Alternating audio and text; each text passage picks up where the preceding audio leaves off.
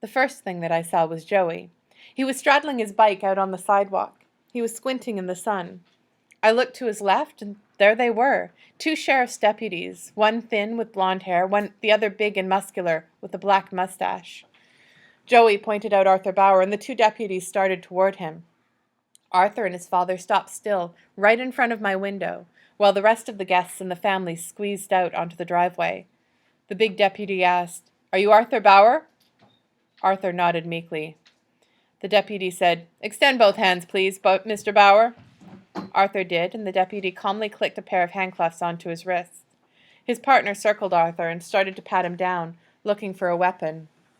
I hurried to the door and pushed my way through. The big deputy was reading Arthur his rights. "Arthur Bauer, you are under arrest in connection with the murder of Louis Cruz. You have the right to remain silent." Arthur's father was paralyzed in a state of shock, but when he heard the charge, he yelled out, "Wait a minute! Arthur, is this the guy you told me about? The guy at football practice?" Arthur, terrified, nodded his head rapidly. His father continued, "Listen, officer, this is not right. This is a mistake. Arthur told me all about this guy back when this first happened." The deputy, whose name tag said Sergeant Rojas, started walking with his prisoner, not listening. "Arthur told me about a guy who showed up at a football practice looking for a fight. He didn't belong up there. He was just looking for trouble. Am I right, Arthur?" Arthur continued to nod. "He came up to Arthur and took a swing at him, so Arthur hit him back, one time. Am I right?" Arthur nodded. "And that was the end of it. The guy came up there looking for a fight, and he found one. The guy didn't even belong up there." I couldn't listen to any more of this. I shouted, "He belonged up there!" Arthur's father turned to see who had said this. I went on, "He belonged up there as much as you and your stupid kid do." I looked at the blonde deputy. "The weapon that he used to kill Louis Cruz was a blackjack." That made Sergeant Rojas stop in front of the open door of the police cruiser. He turned and stared at me. So I added, "It's probably still in his Land Cruiser back at his house. It was there on Friday night, anyway." Sergeant Rojas called over, "How do you know he used a blackjack?" "I saw him do it. I saw Arthur Bauer sneak up on Louis Cruz like a coward and hit him on the side of the head. Louis never even saw it coming." Sergeant Rojas told the blonde guy, "Get on over there and guard that vehicle until I get back." The blonde deputy took off running. Sergeant Rojas turned back to me. "What else did you see?" I stood up straight, and I faced them all like I had seen Louis do. I heard Eric Fisher tell him to do it." The heads in the crowd all turned together toward Eric. Sergeant Rojas pointed one finger at him, and ordered, "You, get over here." Eric shuffled forward, like he was already wearing leg irons. The sergeant demanded, "Is that true?" Eric looked at Dad. Dad repeated the words, "Is that true?" Eric hesitated for just a moment, and then started to nod. At Dad, at the sergeant, at everybody in the crowd, steadily, up and down. He nodded to us all. Sergeant Rojas instructed Dad, "You keep this young man in the house, not in the neighborhood, not in the yard, in the house. I may call or come back at any time, and I expect him to be here." Dad whispered that he understood. The sergeant turned his attention back to me. "Do we have your statement, son?" "No, sir." Then I felt compelled to add, "I wasn't brave enough to give my statement." He eyeballed me. "Are you willing to give a statement now if called upon?" "Yes, sir." He put one hand on Arthur's head and pushed him down into the seat in the back of the cruiser. The rest of the Bowers hurried into their car to follow. I stood there with Joey and watched them pull away. The people from the meeting drifted off towards their homes, shaking their heads and talking. Joey held out his fist, and I banged my fist down on it. He said, "I'm going to hustle over to Bowers and see what that deputy does." "Okay. I'll talk to you later." Once Joey rode away, we found ourselves alone. Mom, Dad, Eric, and me. We walked together back up the driveway and into the garage. Eric stopped by the door, turned and looked at me through his swollen eyes. I looked back through my thick lenses. He seemed to be struggling with something. Maybe a memory. Maybe he was reliving a scene from long ago. The four of us remained poised there like we were frozen in time. Four frozen figures from the Wonders of the World exhibit. Mum finally broke the spell when she whispered to herself, "Oh no, not now." We all turned to see Grandmum and Grandpop walking up the driveway. Mum whispered again, "What are we going to tell them?" I knew the answer to that. "We're going to tell them something bad, Mom." Grandmum and Grandpop stopped at the top of the incline, framed in the rectangular opening. Grandmum said, "Caroline, have we come at a bad time?" Mum shook her head. "No, you're right on time. You're here right when you said you would be."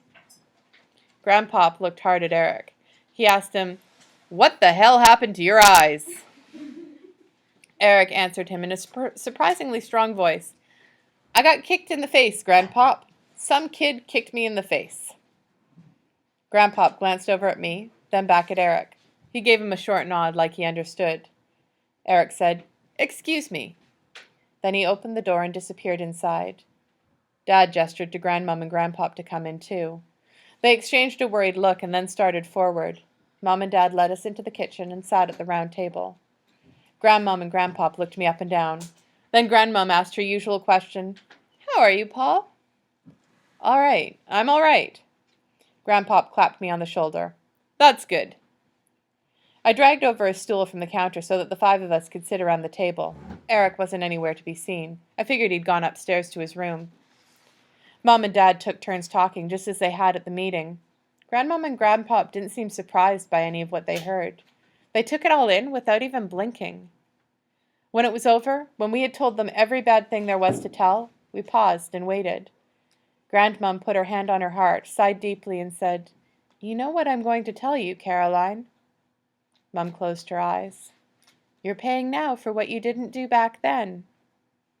Mum agreed with her completely. I know. But Dad wasn't so quick to surrender. He said curtly, "That's easy enough to say now. It's easy enough 7 years after the fact to say, 'I told you so.'" Grandmum replied flatly, "We're not saying that." Grandpop leveled a stare at him. "We did tell you so. Eric did need help. He needed a doctor's help." Dad countered with, "No, Eric did not need a doctor's help. He did not need drugs. He did not need to be one of those medicated kids who float around all the time like they're underwater." "What drugs? We're not talking about drugs. The kid needed to know which end was up, that's all. First of all, he needed to get his backside whipped for hurting Paul." Dad looked away. He clearly wanted out of this conversation. I guess we all did, because for a long minute we sat in silence. Grandpop finally said, "Okay, let me be the one to apologize. I don't have all the answers. I'm not saying I do." He said to Mom, "We're family. That's all I know. We'll help you in any way we can." He said to Grandmom, "I think the best thing we can do right now is get down to Orlando and leave them alone." Mom tried half-heartedly to talk them out of it. Dad didn't say a word. He drifted off toward the great room. Mom said, "At least take a tour of the house. That's what you came here for." Grandmom and Grandpop exchanged another look. Grandmom said, "A quick tour." I tagged along behind them on a fast lap around the ground floor. We passed by Dad sitting in his alcove in front of the IBM. I watched him as Mum pointed out the things in the great room. He was sitting in a trance-like state in front of the screen, with the green light of the Eric Scholarship Offers file washing over his face. Mom described the top floor briefly, but she didn't take them up there. The tour ended in the foyer at the front door. Grandmom said, "It's a lovely house," and stepped outside. Grandpop, however, was not quite finished. He signaled just a minute, climbed the stairs and turned left. He knocked, waited a moment, and then spoke quietly to Eric through the door. Then he came back down to Mum. He told her, "It's a beautiful house, all right. Nothing like those places I made you live in, huh?" Mum looked like she might cry. Grandpop put an arm around her shoulder. "Good luck to you in it, honey. Good luck to you from here on." Then he hurried out to catch up with Grandmum. Mum watched them drive away down the street until the ringing phone pulled her back inside. She picked it up, listened briefly, and answered, "We'll be there." Her eyes drifted over to mine. She spoke in a weary voice, a voice beyond anger, beyond upset. That was your principal, Dr. Johnson. She wants to see both of us in her office tomorrow morning at 7:30 sharp.